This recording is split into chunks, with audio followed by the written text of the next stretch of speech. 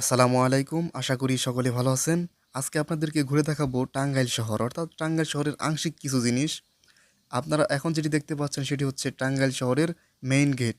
এটিকে প্রধান তোরণ বলা হয়ে থাকে বা শামসুল হক তোরণ বলা হয়ে থাকে।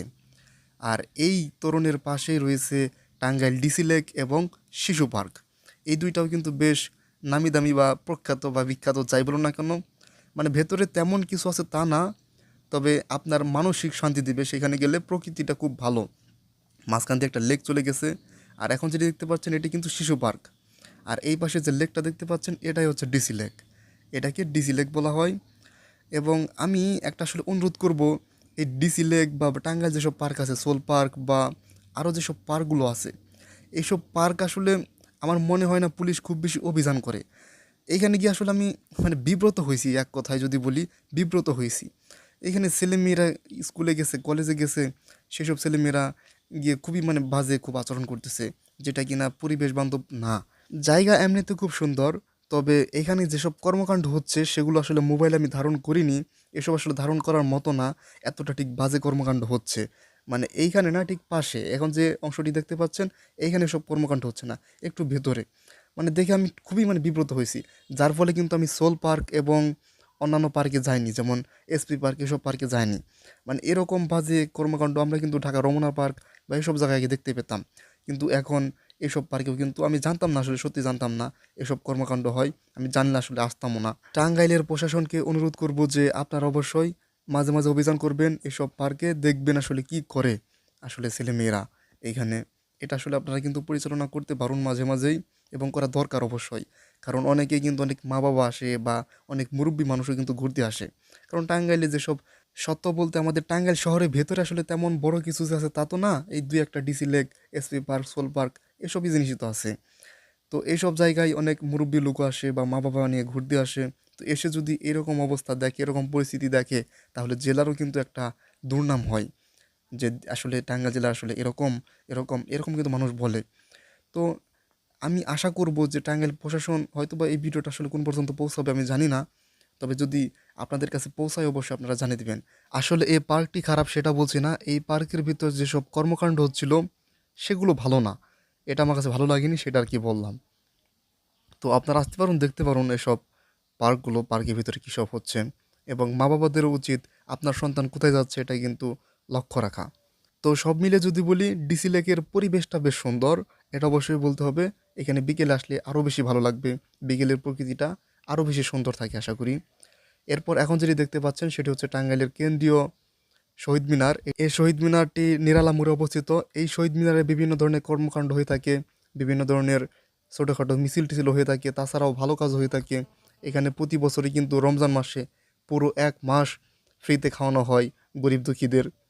তো এখানে কিন্তু অনেক ধরনের কর্মকাণ্ড হয়ে থাকে। তাছাড়া 21শে ফেব্রুয়ারির দিন কিন্তু সকালে ফুল দেওয়া হয়।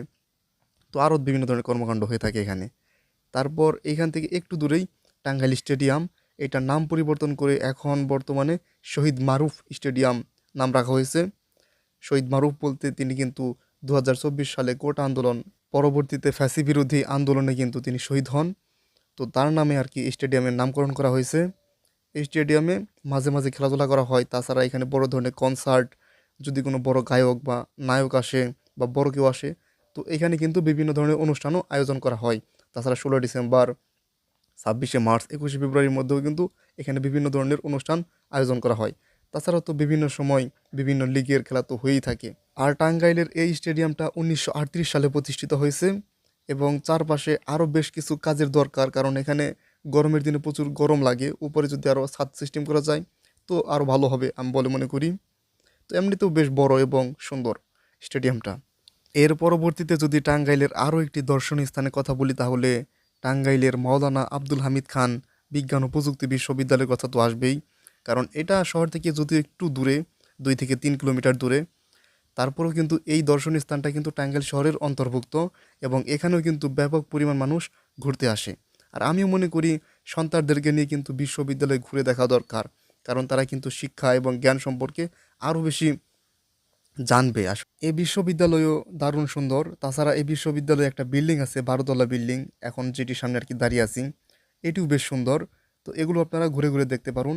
আমি আসলে কিন্তু টাঙ্গাইল জেলায় অনেক অনেক দর্শনীয় স্থান আছে, তার মধ্যে শহরের কাছাকাছি যেসব দর্শনীয় স্থান আছে সেসব সম্পর্কে আর কি বললাম। তবে দুঃখের বিষয় হচ্ছে, সত্য কথা বলতেই আমাদের টাঙ্গাইল জেলায় মানে বড় ধরনের কোনো পার্ক বা বড় কিছু সেরকম কিছু আছে তাই কিন্তু নেই, সত্য কথা। এত পুরনো একটা জেলা, 1969 সালে এই জেলাটি প্রতিষ্ঠিত হয়েছে, তারপরেও কিন্তু মানে জেলার ভিতরে যেসব দর্শনীয় স্থান থাকা দরকার সেটা আসলে নাই। এটা আসলে সত্য কথা। এটা সকলের স্বীকার করা উচিত এবং বলা উচিত, আরও দাবি করা উচিত যেন আমাদের শহরে আরও ভালো ভালো কিছু নির্মাণ করা হয়, বিনোদন পার্ক বা বিনোদন অনেক কিছু কিন্তু তৈরি করা যেতে পারে। সেটা কিন্তু প্রশাসনকে বা এমপি যারাই থাকুক তাদেরকে কিন্তু জানানো উচিত এবং এগুলো তৈরি করা দরকার, কারণ বিনোদনের দরকার আছে অবশ্যই। তো এটাই ছিল আসলে আমার মতামত।